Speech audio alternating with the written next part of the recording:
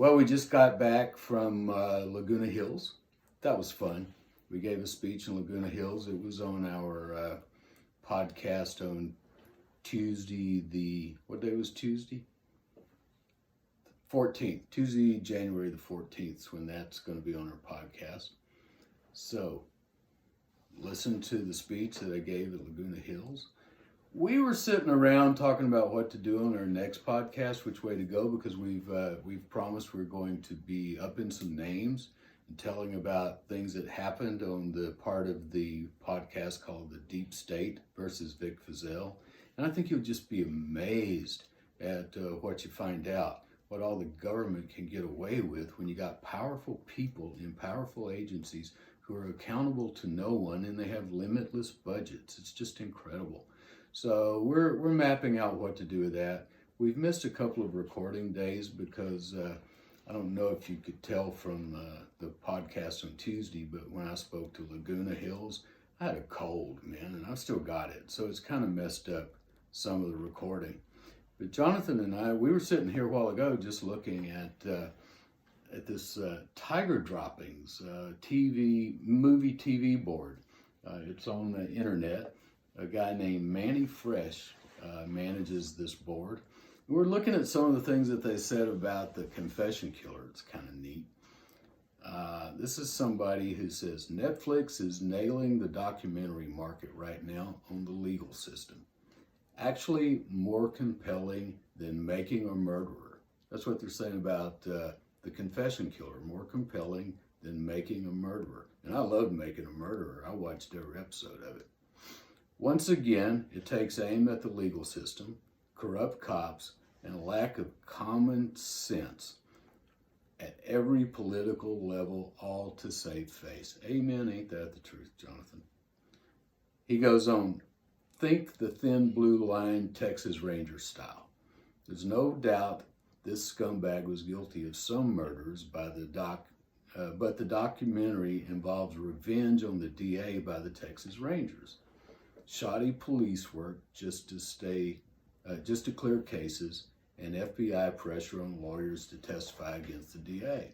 And we've talked about all that on our podcast, but it's nice to hear that people are picking up on that while they're watching The Confession Killer. Here's one from somebody that says, watching it now, I think I have 1 or 2 episodes left. Great show. What happened to Vic Feazell should open the eyes of those who don't think things like this happen every day. That's what we're going to be talking about in our podcast, because it can happen every day. I mean, if you're in traffic and you cut somebody off and it just happens to be an FBI agent or an IRS agent, and he writes down your license plate number, you just might be the victim of some kind of terrible frame job yourself, just because he didn't like the car you were driving or didn't like the way you drove or something like that. So, and especially if you're involved in politics, I'm telling you, some of these laws are so vague, they shouldn't be constitutional. On the courthouse steps when I was found not guilty, I remember admonishing all the cameras and all the people then, saying that if Congress and the judiciary doesn't do something soon about RICO and mail fraud and some of these other statutes that are being abused so that the government can go after people that they just don't like, we got to get a handle on that, because if they can go after me, they can go after you just because you piss them off.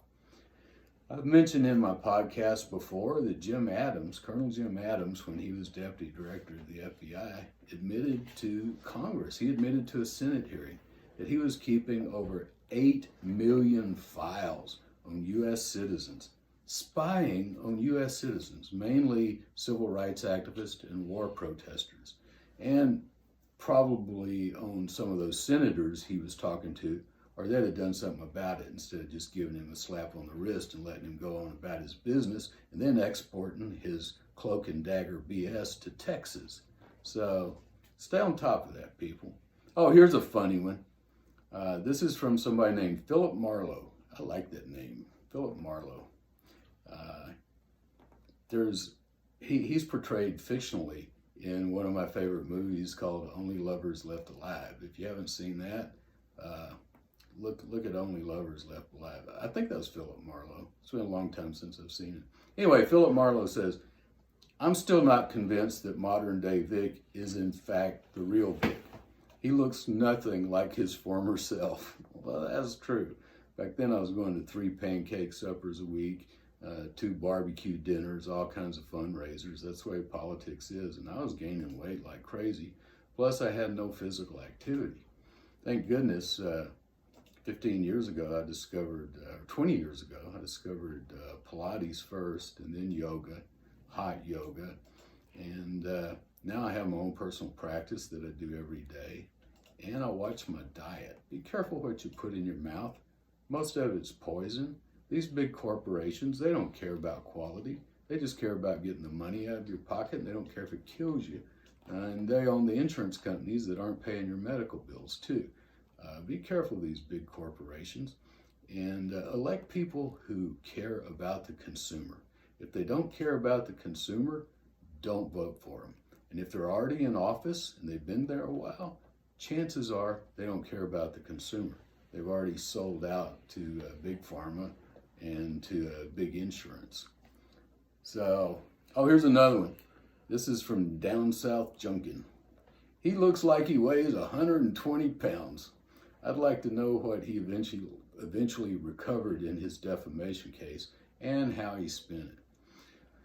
Well, we did settle it before the appeal. And that's one of my issues with Netflix. They did a good job, but they left out the fact that the government changed the tax code, made it retroactive 5 years just to get me.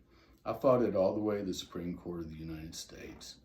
Won 11-1 in the tax court, U.S. tax court. Lost 2-1 at the Fifth Circuit, and the Supreme Court was too busy to look at my case. And the government eventually took most all my money away. My wife and I had to sell the big fancy house we had bought. We had to get rid of most of our investments. And instead of sitting on an island with my feet propped up, sipping a drink somewhere, I'm going to the office every day. I'm working. I'm trying lawsuits. But I enjoy it. I like helping people. If you've been in a car wreck, if you've been injured, call our office. The law offices of Vic Fazell. I have a lot of great lawyers that work for me and a wonderful staff. We have a toll-free number, 1-877-948-4842. Give us a call. We'll help you out. Anyway, yeah, I lost a lot of weight and I turned gray. It says, I like how the show evolved. Each episode had a new angle. This one says, I like the DA angle and the Rangers and the FBI going after him for questioning those cases. And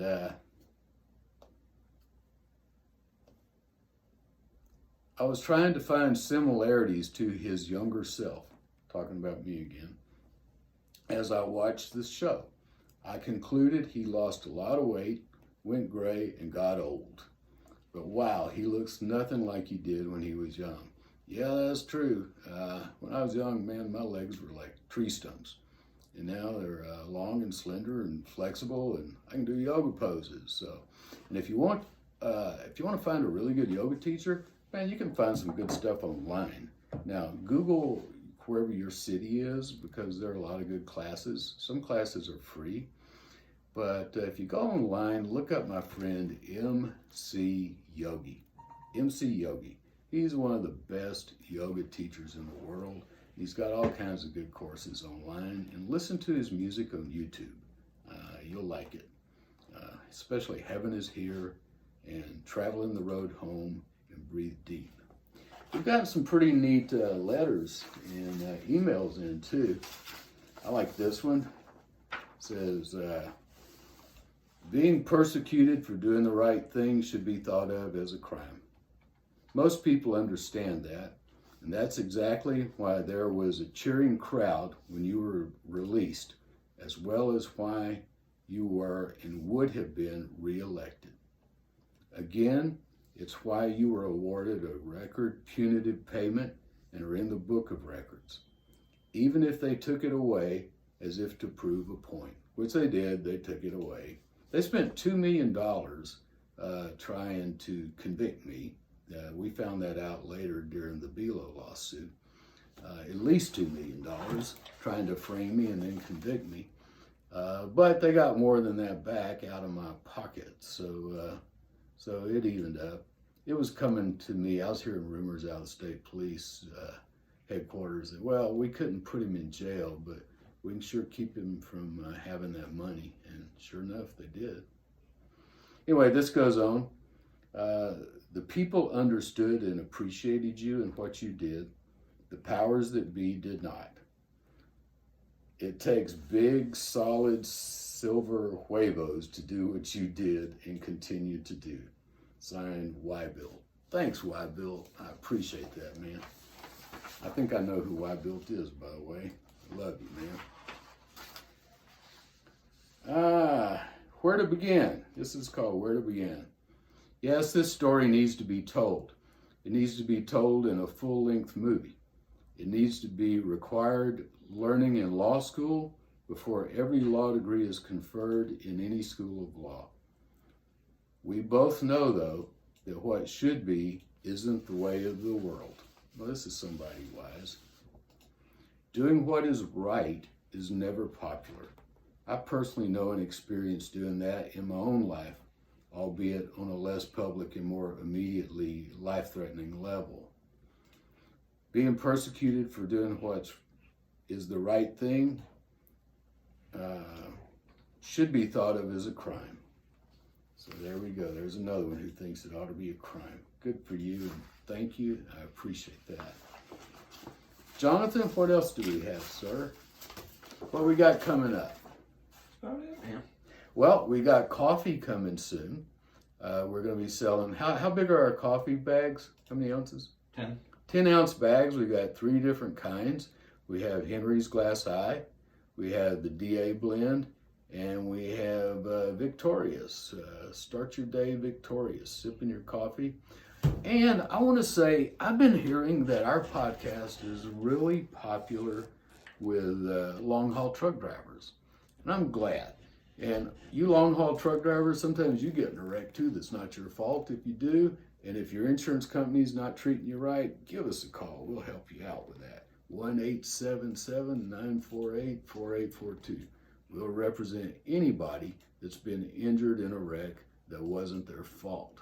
Regardless of what kind of vehicle you were driving, we're for you. We'll help you get your medical bills paid, get paid for pain and suffering, get your lawyer paid, and lost wages, all that kind of stuff. So give us a call. Anyway, I've been hearing from truck drivers that we're real popular with long-haul truck drivers because, you listen to the radio and after a while you're hearing the same stuff over and over again. Well, on a podcast, you can listen to it whenever you want to. You can tune in to our podcast, start with episode 1, and then just keep going with it. So do that, give us a listen. We love all you guys. Thanks for tuning in. Buy some of our coffee. Look at our t-shirts. We have a store page on our website, vicfeazell.com, vicfeazell.com, and check out our merchandise, our stickers, our coasters, and pretty soon we're going to have some reproductions of some historic bumper stickers. Some of my old political bumper stickers. Vic Feazell for District Attorney. Don't mess with Vic either. Go get them, Vic, and a long blue one that says Victorious. So we'll be selling those either individually or as a pack. So check us out. We love you. Thanks for listening.